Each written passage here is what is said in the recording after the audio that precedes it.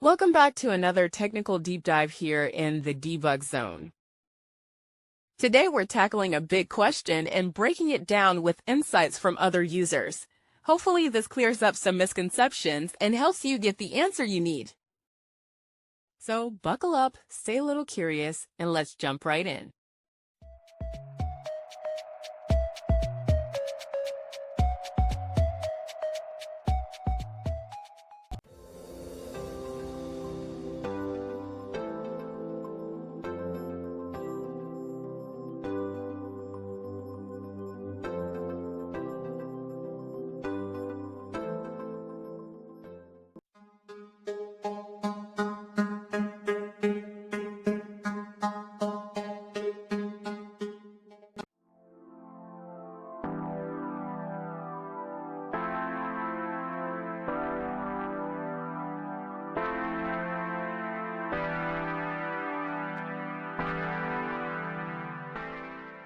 And that's a wrap.